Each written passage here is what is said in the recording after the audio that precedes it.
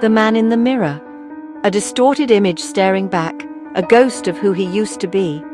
The cheap glass, riddled with cracks, seemed to amplify the flaws, the weariness etched onto his face. Each imperfection in the mirror mirrored a deeper fracture within him, was a stranger, an unwelcome guest in his own skin. He searched for a flicker of recognition, a spark of the man he once knew, but found only an unsettling void. Leo stared at him, hollowed out and unrecognizable. The weight of unspoken regrets, of paths not taken, pressed down on him, shaping his features into a mask of despair. He barely recognized the haunted eyes staring back. The reflection showed tired eyes, bloodshot and weary, windows to a soul that had seen too much, carried too much. They held the stories of sleepless nights and silent battles, sunk deep into a face that had forgotten how to smile. The lines around his mouth, once evidence of laughter, were now etched with the permanence of sorrow. The joy had been leached away, leaving behind only a hollow shell. Outside, the city hummed with life, a symphony of sirens and car horns, a constant reminder of the world moving on without him. But in this small, dusty room, Leo was utterly alone, a solitary figure trapped within four walls, separated from the vibrant pulse of the city by an invisible barrier of regret and isolation. He traced a crack in the cheap motel mirror, his fingertip following the jagged line like a roadmap of his failures, each splinter a broken promise, a testament to dreams shattered and hopes abandoned. Each fissure represented a turning point, a moment where he chose the wrong path. Once, he was a man with a plan, someone people admired, a leader, a visionary, a man who commanded respect and inspired confidence. He had climbed the corporate ladder with ambition and determination. Now he was just sharp edges and missing pieces, a fragmented version of his former self, a puzzle with crucial components lost forever. His suit a wrinkled costume, a faded symbol of a life he no longer recognized, a uniform stripped of its authority and power. He had played a part for so long, perfecting the art of deception, masking his true feelings behind a carefully constructed facade. He'd forgotten the real person underneath. The authentic self had been buried beneath layers of ambition, greed, and compromise. The applause had faded, the accolades had ceased. Now there was only silence, a deafening silence that echoed the emptiness within him. It wasn't one big mistake, one catastrophic event that brought him crashing down, but 1,000 small choices that led him here. A gradual erosion of his moral compass, a series of compromises that chipped away at his soul. Missed calls, unanswered emails, ignored pleas for attention, forgotten birthdays, anniversaries overlooked, moments of connection carelessly discarded, unsaid I love yous, words left unspoken, feelings left unexpressed, a growing chasm of silence between him and those he loved, each one a step away from home, a slow, deliberate retreat from the warmth of family, the comfort of belonging. He chased happiness always just out of reach, pursuing a mirage, a fleeting illusion that vanished as soon as he grasped for it. Sailing past the harbour that was his home, adrift at sea, lost in a storm of his own making with no safe port in sight. He closed his eyes but saw only darkness, a void where memories should have been, a blank canvas reflecting the emptiness of his present. The man in the mirror was lost, adrift in a sea of regret, with no compass to guide him back to shore, having climbed a ladder leaning against the wrong wall, all that effort, all that striving for a destination that offered no reward. Now looking down, he realized how far he had to fall. The consequences of his choices loomed large, a terrifying precipice threatening to swallow him whole. There was a time when Leo's world was small and warm. It was the smell of his mother's kitchen, the sound of his father's laughter. Success was measured in shared moments, not money.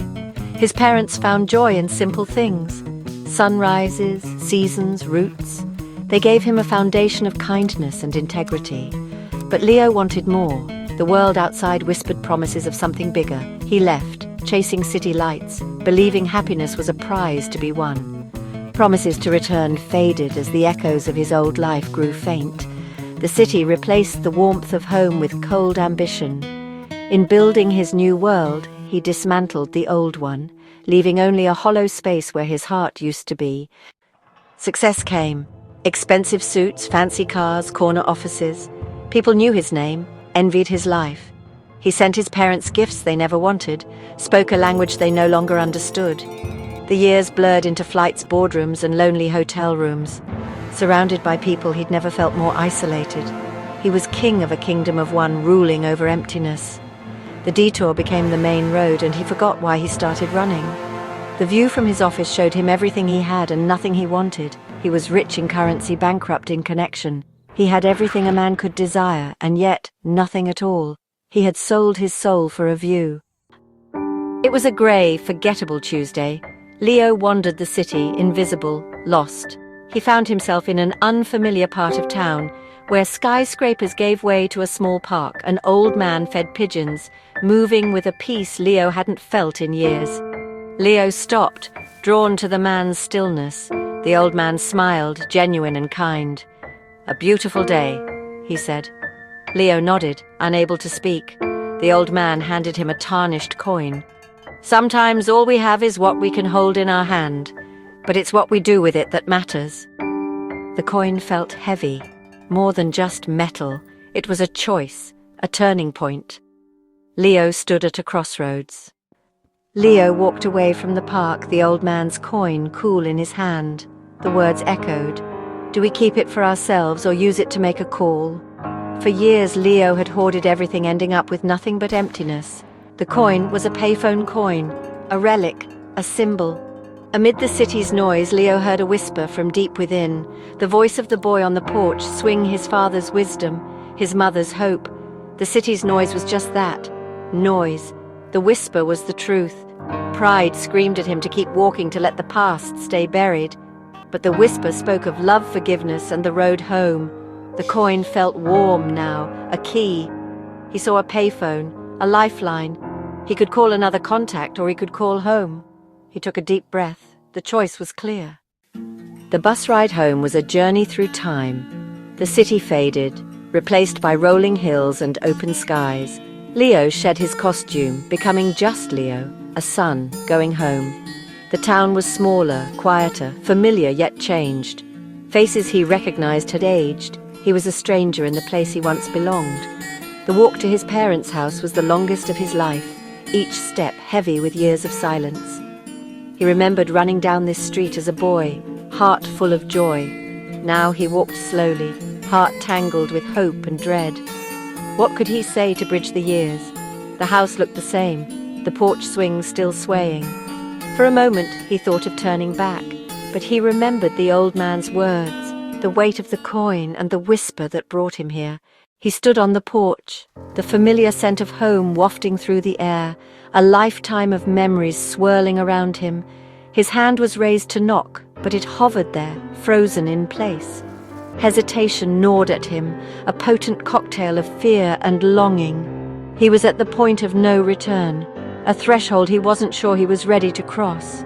Every fiber of his being screamed at him to turn back, to retreat to the safety of the unknown.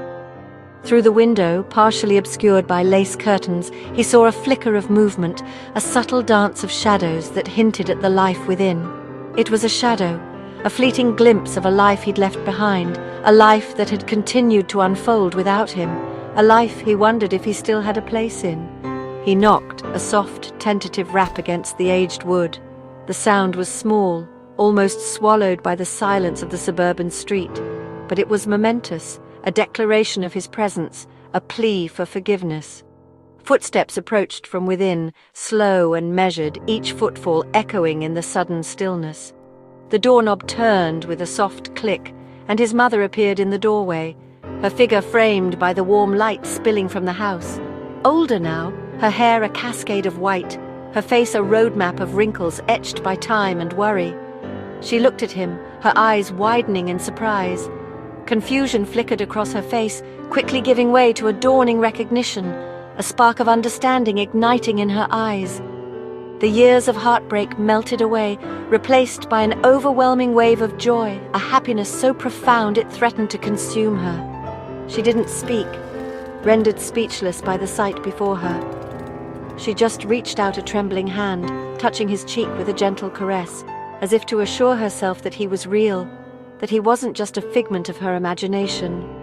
"Mom," Leo whispered, his voice hoarse with emotion. The word felt foreign on his tongue, a relic from a past he had almost forgotten. Tears welled in her eyes, shimmering like diamonds, tears not of anger or resentment, but of profound sorrow and overwhelming joy. From the back of the house, a familiar voice called out, a voice that had once been strong and booming, now softened by age.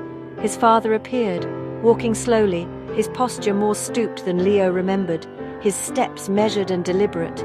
He stopped abruptly when he saw Leo standing on the porch, his eyes widening in disbelief. The tools he had been holding slipped from his grasp, clattering to the floor with a metallic thud. There were no questions, no accusations, no recriminations, just a silent understanding that transcended words, a bond that had endured despite the years of separation. The door was unlocked, a silent invitation. It had always been unlocked, a symbol of their unwavering love and acceptance, a beacon of hope in the darkness. All Leo needed was the courage to turn the knob, to step back into the life that had been waiting for him all along. The air hung heavy with unspoken words. They didn't talk much at first. Years had passed, creating a chasm that felt impossible to bridge in a single afternoon.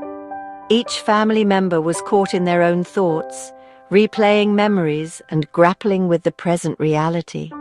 The silence was thick, almost tangible. Words weren't big enough to encompass the weight of absence, the burden of regret, or the tentative hope for reconciliation. The language of the heart often falters when faced with the complexities of human emotion. His mother, ever the nurturer, made tea. It was a familiar ritual, a small act of service that spoke volumes. Her hands moved with comforting rhythm, a silent promise of warmth and solace in the midst of the emotional storm. The clinking of the kettle and the gentle pour were the only sounds breaking the quiet. His father sat across the table, his gaze a complex tapestry of pain and relief. He had waited so long for this moment, for his son to return. The years etched lines on his face, each one a testament to the worry and longing he had carried. The silence, though initially awkward, slowly transformed. It became a space for unspoken understanding, a shared acknowledgement of the past, and a fragile hope for the future. It was healing, a balm on old wounds, gently stitching together the broken threads of their family. Later, as the afternoon sun began to wane, his father, seeking a connection beyond words, took him to the workshop. The familiar smell of sawdust hung in the air, a potent memory of childhood, of shared projects and quiet companionship. It was a scent that evoked simpler times before life had taken its complicated turns. He picked up a rough, unfinished piece of oak, its surface coarse and uneven. His father turned to him, holding the wood. "It's not much now, but you don't throw it away. You do the work. You find the beauty underneath, the potential hidden within." Leo understood, with a clarity that resonated deep within his soul. His father wasn't just talking about the wood. He was talking about him, about life's imperfections and the possibility of redemption. He took the sandpaper, the rough grit, a tangible representation of the work ahead, and began working the wood. With each stroke, he was sanding away not just the roughness of the wood, but years of regret, of self-doubt, and of the choices that had led him astray. That evening, as dusk settled and fireflies began to twinkle in the yard, they sat together on the porch swing.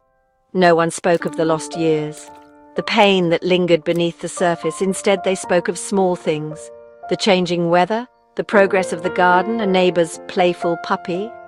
They began to rebuild their world, brick by brick, one simple conversation at a time, finding solace in the ordinary moments of life. Redemption wasn't a dramatic event, a sudden transformation. It was quiet, slow, and deliberate. It was the courage to show up, to face the past with honesty, and the humility to accept grace, to believe in the possibility of forgiveness. It was the simple, profound act of sitting on a porch swing, sharing the quiet beauty of the evening. It was being present with the people who, despite everything, never stopped loving you, never gave up hope.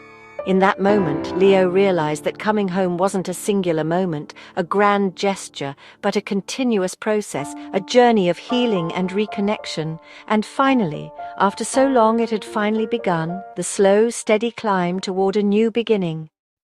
The journey home isn't always about a place, it's about returning to yourself. For Leo, the road back was paved with humility and forgiveness. True wealth is the love you give, the roots you let grow. Going back takes courage, to face those you've hurt, to admit you were wrong, to ask for forgiveness. The past can't be erased, but the future is unwritten. The detour doesn't have to be the end, it can teach you the way home. We all get lost, but the door is always unlocked, the light always on. It's never too late to turn around, never too late to start over. The journey of 1,000 miles begins with a single, brave step. Sometimes that step is the one that leads you home.